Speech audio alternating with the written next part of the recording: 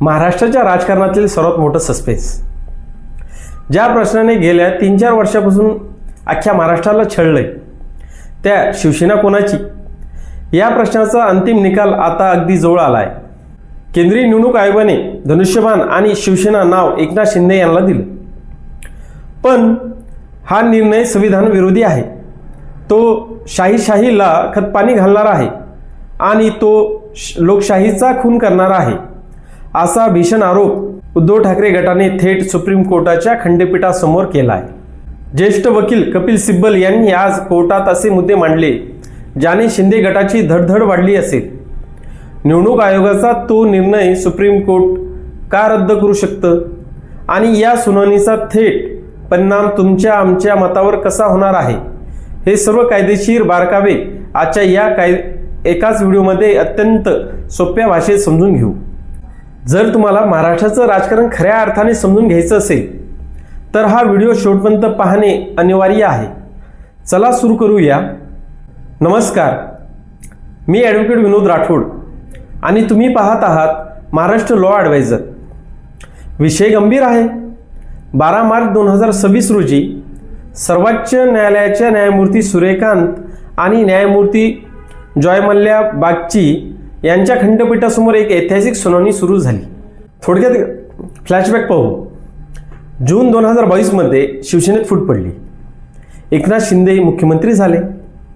February 2023 मध्ये निवडणूक आयोगाने एक निर्णय दिला ज्याने उद्धव ठाकरेकडून त्यांचे सर्वस्व, पक्षाचं नाव आणि चिन्ह हिरावून घेतलं. या निर्णयाला ठाकरेंनी सुप्रीम कोर्टात आव्हान दिलं आणि आज याच आव्हानावर ठाकरे गटाची बाजू मांडताना कपिल सिब्बल यांनी कायद्याचा कीस पाडला. कपिल सिब्बल यांनी आज आपल्या युक्तिवादात निवडणूक आयोगाच्या निर्णयाचा चितड्या उडवल्या. त्यांनी प्रामुख्याने 3 मोठे कायदेशीर मुद्दे उपस्थित केले जे निवडणूक आयोगाला अडचणीत आणू शकतात. मुद्दा 1, त्यांनी असं सांगितलं की विधिमंडळ बहुमत विरुद्ध संघटनात्मक बहुमत या विषयावर त्यांनी सखोल मांडणी केली. हा या प्रकरणाचा गाभा आहे. निवडणूक आयोगाने शिंदे गटाला चिन्ह का दिलं? कारण त्यांच्याकडे आमदार आणि खासदारांची संख्या जास्त होती. पण कपिल सिब्बल यांनी विचारलं, केवळ निवडून आलेल्या लोकप्रतिनिधीची संख्या म्हणजे संपूर्ण राजकीय पक्ष असतो का? पक्षाची एक संघटनात्मक रचना असते. पक्षाचे राष्ट्रीय कार्यकारिणी सदस्य असतात, पदाधिकारी असतात, लाखो कार्यकर्तेही असतात. निवडणूक आयोगाने उद्धव ठाकरेंकडे असलेल्या या प्रचंड संघटनात्मक बहुमताकडे पूर्णपणे दुर्लक्ष केले. कपिल सिब्बल म्हणाले, जर उद्या एखाद्या पक्षाचे सर्व आमदार फुटले तर निवडणूक आयोग त्या पक्षाचे नाव आणि चिन्ह त्या फुटीर आमदारांना देणार का? मग पक्षाचे सिद्धांताचं आणि कार्यकर्त्याचं काय? यामधील मुद्दा क्रमांक 2 असा आहे की पक्षाची घटनेचा अपमान. शिवसेनेची 1999 ची घटना जी निवडणूक आयोगाकडे नोंदणीकृत आहे अत्यंत स्पष्ट आहे. त्यानुसार पक्षाचे सर्व अधिकार हे पक्षप्रमुख म्हणजेच उद्धव ठाकरे यांच्याकडे आहेत. कपिल सिब्बल यांनी असा युक्तिवाद केला की निवडणूक आयोगाने निर्णय देताना पक्षाच्या या लोकशाही पद्धतीने तयार झालेल्या घटनेला कचऱ्याची टोपली दाखवली आणि केवळ डोकी मोजण्याचा सपाटा लावला. हा पक्षाच्या अंतर्गत लोकशाहीवर मोठा आघात आहे. यामधील मुद्दा क्रमांक 3 अपात्रतेच्या प्रकरणाचा हा मुद्दा अत्यंत तांत्रिक आणि महत्त्वाचा आहे. ज्या आमदारांच्या जोरावर शिंदे गटाने बहुमताचा दावा केला त्यांच्यावर अपात्रतेची कारवाई प्रलंबित होती. ठाकरे गटाचा युक्तिवाद असा आहे की जोपर्यंत कोर्ट हे ठरवत नाही की हे आमदार कायदेशीर आहेत की अपात्र, तोपर्यंत निवडणूक आयोग त्यांच्या संख्याबळाचा विचार करून पक्षाच्या मालकी हक्क कसा काय ठरवू शकतो? हा घटनेच्या 10व्या अनुसूचित म्हणजेच अँटी डिफेक्शन लॉचा भंग आहे. आता समजून घेऊया सर्वात महत्त्वाचा भाग.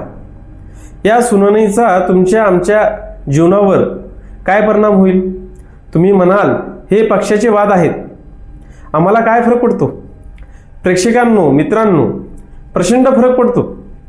सुप्रीम कोर्टाचा हा निकाल भारतीय लोकशाहीचं भविष्य ठरवणारा आहे. यामधील थोडक्यात सांगायचं झालं की पक्षांतर बंदी कायद्याची धार. जर सुप्रीम कोर्टाने निवडणूक आयोगाचा निर्णय कायम ठेवला तर भविष्यामध्ये कोणत्याही मोठ्या पक्षाला फोडणे सोपे होईल. श्रीमंत नेते, आमदार, खासदार विकत घेतील आणि संपूर्ण पक्षच ताब्यात घेतील. पक्षांतर बंदीचा कायदा नावापुरता उरेल. यामधील दुसरा मुद्दा असा आहे की कार्यकर्त्याची किंमत.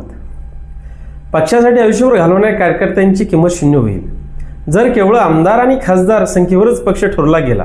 यामधील तिसरा मुद्दा असा आहे की तुमचं मत, तुम्ही ज्या पक्षाच्या चिन्हावर विश्वास ठेवून मतदान करता ते चिन्ह जर एखाद्या कोणत्या तिसऱ्यालाच मिळालं तर तुमच्या मताची फसवणूक नाही का? त्यामुळे कपिल सिब्बल यांनी आज जे मुद्दे मांडलेत ते केवळ उद्धव ठाकरेंच्या पक्षाचे नाव मिळवून देण्यासाठी नाहीत तर भारतातील पक्षात्मक लोकशाही वाचवण्यासाठी आहेत, असं कायदेतज्ञांचं मत आहे. खरं तर निवडणूक आयोगाने स्वतःच्याच साधेकाली 1969 या प्रकरणातील निकालाचा योग्य वापर केला नाही, असा आरोप कपिल सिब्बल यांनी केला.